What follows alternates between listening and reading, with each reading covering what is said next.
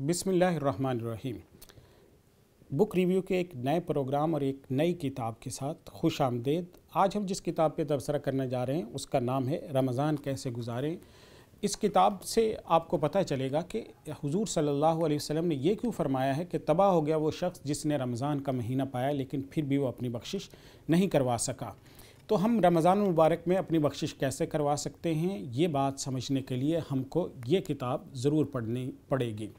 रमज़ान मुबारक शुरू होने से पहले हमें क्या करना चाहिए, रमज़ान मुबारक के दरमियान में हमें क्या करना चाहिए, रमज़ान मुबारक गुज़रने के बाद हमें क्या करना चाहिए, ईद कैसे गुजारनी चाहिए, ज़कात कैसे अदा करनी चाहिए, सदका फ़ितर कैसे और कब अदा करना चाहिए, ये तमाम तफसीलात और रमज़ान के सारे मसाइल अगर आप जानना चाहते हैं तो इस किताब को आप हासिल कर लीजिए जिसका नाम है रमज़ान कैसे गुजारें।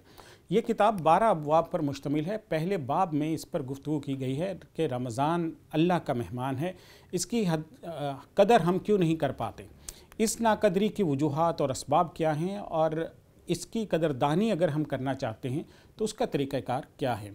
दूसरे बाब में तौबा की तरगीब दिलाने वाली अहादीस, वाक़यात और हिकायात और कहानियाँ ज़िक्र की गई हैं जिनसे ये तरगीब मिलती है कि हमें रमज़ान के महीने में तौबा की तरफ आना चाहिए। तीसरे बाब में फ़जर से लेकर तरावी तक ज़्यादा से ज़्यादा नेकियां कमाने के गुर बताए गए हैं और वो आमाल बताए गए हैं जिनको हम करें तो हमारा जो सवाब है वो मैक्सिमाइज़ हो सकता है। इसके साथ साथ रोज़े को आसान बनाने की तदबीरें भी इसी में ज़िक्र की गई हैं। चौथे बाब में रोज़े की नीयत, दुआएं और अहम मसाइल ज़िक्र किए गए हैं। पाँचवें बाब में तरावी और उसकी रकात और अदायगी का तरीक़ाकार बताया गया है और वो दुआएं भी ज़िक्र की गई हैं। फिर इससे अगला जो बाब है उसमें सलातुत तस्बीह की मुकम्मल तफसील बताई गई है क्योंकि सलातुत तस्बीह रमज़ान मुबारक में बहुत सारे लोग पढ़ने का अहतमाम करते हैं।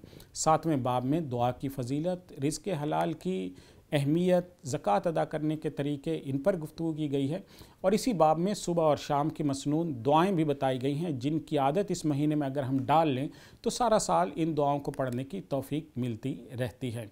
आठवें बाब बहुत अहम है और उस बाब में अकाबिर उलमाए कराम, बुज़ुर्गान दीन और हमारे असलाफ़ के वो रोशन वाक़यात ज़िक्र किए गए हैं कि वो रमज़ान के मुबारक लम्हात को कैसे कीमती बनाते थे। इसके बाद मसनून एतकाफ़ कैसे बैठा जाता है उससे मुतल्लिक़ तमाम मसाइल भी ज़िक्र कर दिए गए हैं।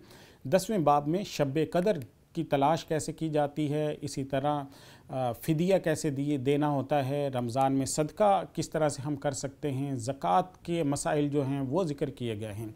तो बहरहाल ये किताब जो आप इस वक्त हमारे हाथों में देख रहे हैं, हमारे दोस्त मौलाना अनवर गाज़ी साहब की लिखी हुई ये किताब एक अनमोल ख़जाना है।